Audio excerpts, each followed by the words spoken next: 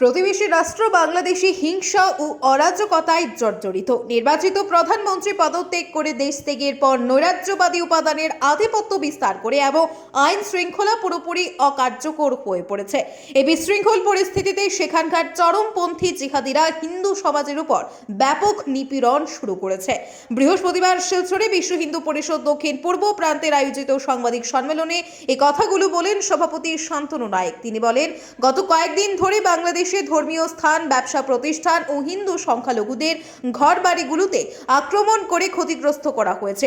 এ ধরনের জঘন্য কার্যকলাপ বাংলাদেশের প্রতিটি জেলায় সংগঠিত হয়েছে বলে জানা গেছে। এমনকি মৌলবাদীদের হাতে শ্মশান পর্যন্ত রেহাই পায়নি। মঠ মন্দিরগুলোতে ব্যাপকভাবে ক্ষতিগ্রস্ত করা হয়েছে। বাংলাদেশে এমন কোনো জেলা নেই যেখানে তাদের হিংসা ও সন্ত্রাসের লক্ষ্যে পরিণত হয়নি। সবকটি জেলাতেই তাদের আতঙ্কময় পরিস্থিতি সৃষ্টির পাশাপাশি ত্রাস ও হিংসা ছড়িয়েছে। উল্লেখ্য, সময়ে সময়ে নিয়মিত এই ধরনের দাঙ্গার ফলস্বরূপ বাংলাদেশি হিন্দুরা যারা দেশভাগের সময় 32% ছিল, তারা 8%-এরও নিচে চলে এসেছে এবং ক্রমাগত জিহাদি নিপীড়নের শিকার হচ্ছেন। বিশ্ব হিন্দু পরিষদের প্রান্ত সভাপতি শান্তনু নায়েক আরও বলেন যে বাংলাদেশি হিন্দুদের ঘর বাড়ি, দোকান, অফিস, ব্যবসা প্রতিষ্ঠান, মহিলা, শিশু, এমনকি তাদের মন্দির, গুরুদ্বার এবং অন্যান্য আস্থা ও বিশ্বাসী কেন্দ্রগুলি নিরাপদ নয়। বলা যায় সেখানে নির্যাতিত সংখ্যালঘুদের অবস্থা দিন দিন অবনতির দিকে যাচ্ছে। বলা যায় খারাপ থেকে আরো খারাপ হচ্ছে। এই পরিস্থিতি অত্যন্ত চিন্তাজনক। গুয়াহাটি ক্ষেত্র ধর্ম প্রসার প্রমুখ পূর্ণচন্দ্র মণ্ডল বলেন, এমন পরিস্থিতিতে বাংলাদেশের সংখ্যালঘুদের নিরাপত্তা ও মানবাধিকারের জন্য কার্যকর পদক্ষেপ নেওয়া বিশ্ব সম্প্রদায়ের দায়িত্ব। ভারত অবশ্যই এই পরিস্থিতিতে চোখ বন্ধ করে থাকতে পারে না। ভারত ঐতিহ্যগতভাবে সারা বিশ্বের নিপীড়িত সমাজকে সাহায্য করেছে। বিশ্ব হিন্দু পরিষদ দক্ষিণ পূর্ব প্রান্ত বাংলাদেশের সংখ্যালঘুদের সুরক্ষার জন্য সম্ভাব্য সকল পদক্ষেপ নিতে ভারত সরকারের প্রতি আহ্বান জানিয়েছে। তারা আশঙ্কা ব্যক্ত করে বলেন, এই পরিস্থিতির সুযোগ নিয়ে সীমান্তের ওপার থেকে অনুপ্রবেশের বড় চেষ্টা চালানো হতে পারে। এ ব্যাপারে সতর্ক থাকতে হবে। তাই আমাদের নিরাপত্তা বাহিনীর জন্য প্রয়োজন সীমান্তে কঠোর নজরদারি রাখা এবং সর্বাবস্থায় অনুপ্রবেশ বাধিত করা অতি আবশ্যক। তাদের কথায়, আমাদের ইচ্ছা বাংলাদেশে যত তাড়াতাড়ি সম্ভব গণতন্ত্র ও নিরপেক্ষ সরকার পুনঃপ্রতিষ্ঠিত হোক। সেখানকার সমাজ যেন মানবাধিকার পায় এবং বাংলাদেশের অব্যাহত অর্থনৈতিক অগ্রগতিতে কোনো বাধা না থাকে। ভারতীয় হিন্দু সমাজ ও সরকার এ ব্যাপারে বাংলাদেশের সব সময়ই সহযোগিতা করবে। এদিনের সাংবাদিক সম্মেলনে উপস্থিত ছিলেন প্রান্তের ট্রাস্টি প্রদীপ কুমার দে, প্রান্ত কোষাধ্যক্ষ দেবব্রত পাল, প্রচার প্রসার প্রমুখ সমীন্দ্র পাল সহ অন্যান্যরা। রিপোর্ট আজকের বরাক।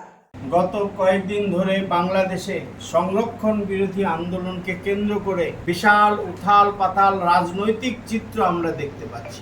সংরক্ষণ তুলে দেওয়ার পরেও আমরা দেখেছি সেখানকার জামাতপন্থী যারা আছে তারা সরকার পদত্যাগ না করা পর্যন্ত তারা দেশের আন্দোলন থামাবে না, এরকম তারা আন্দোলন শুরু করেছে।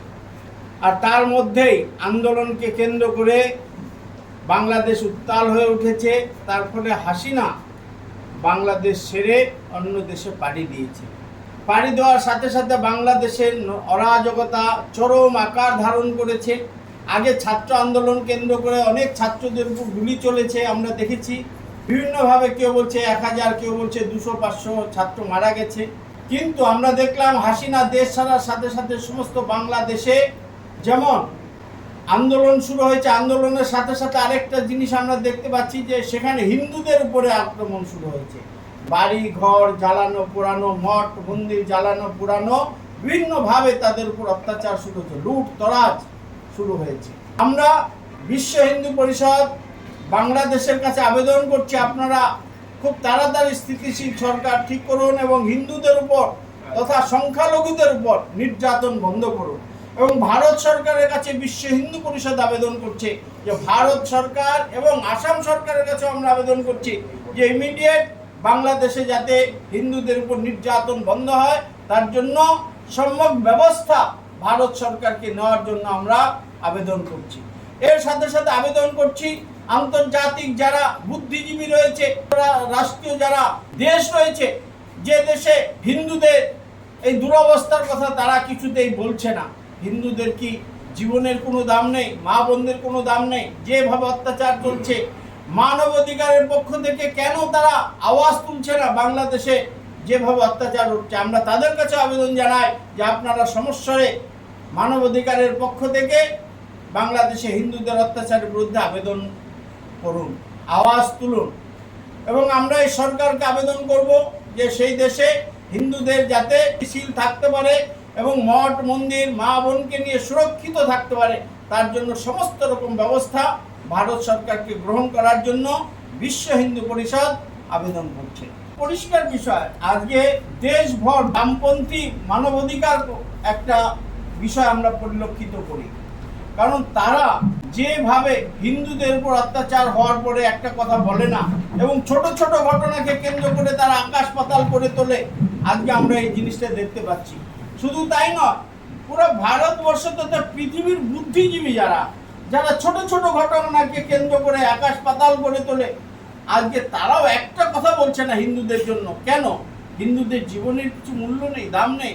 হিন্দুরা কি চিরজীবন মার খাবে? বাংলাদেশ স্বাধীনতার সময় 32% হিন্দু ছিল, আজকে সেখানে 8% হিন্দু হয়ে গেছে। এই আন্দোলনের পরে যদি এইরকম অত্যাচার চলতে থাকে, হিন্দুরা সেই দেশে থাকতে পারবে না, এই দেশে আসতে হবে। এই দেশে যদি আসতে বাধ্য হয়, ভারত সরকারের দায়িত্ব তাদেরকে নিরাপত্তা এবং তাদের নাগরিকত্ব সমস্ত কিছু দেওয়ার দায়িত্ব ভারত সরকারকে নিতে হবে। বিশ্ব হিন্দু পরিষদ সগৌরবে এটা আর আবেদন করছে। চলছে সরকারের পক্ষ থেকে বিশ্ব হিন্দু পরিষদের কার্যকর্তারা বসেছেন এবং তারা আশ্বস্ত করেছেন আমাদেরকে, তারা সমস্তভাবে সরকারের পক্ষ থেকে বাংলাদেশের উপর নজর রাখছেন। যেহেতু সেখানে স্থিতিশীল সরকার নেই, তাই কথা বলার জন্য পরিস্থিতি তৈরি হয়নি। নিশ্চিতভাবে আমরা মনে করি এক আধ দিনের মধ্যে সেখানে স্টেবল সরকার গঠন হবে এবং সরকারের সাথে যেভাবে আলোচনা করা দরকার পররাষ্ট্রনীতির ব্যাপারে, নিশ্চিত আমার ভারত সরকার সেটা করবে। বর্তমানে যে স্থিতি চলছে, এই স্থিতিতে ভারত সরকার ঠিক করেছে যে বাংলাদেশের কোনো লোককে ভারতে এখন প্রবেশ করতে দেওয়া হবে না। এটা সরকারি স্ট্র্যাটেজি। এমন যদি বাংলাদেশের বর্ডার খুলে দেওয়া যায়, তাহলে দেখা যাবে যে আনওয়ান্টেড পার্সন তারাও হাজার হাজার ভারতে ঢুকে পড়বে। কারণ এরা উইদাউট পাসপোর্টে আছে, এদের কাছে পাসপোর্ট নেই।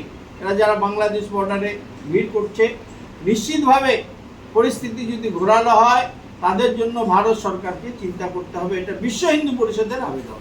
দেখুন, বাংলাদেশ ভারতবর্ষের প্রতিবেশী রাষ্ট্র। আপনারা জানেন পাকিস্তানের সাথে আমাদের সম্পর্ক কীরকম। আমরা চাই না যে বাংলাদেশের সাথে আমাদের সম্পর্ক নষ্ট হোক।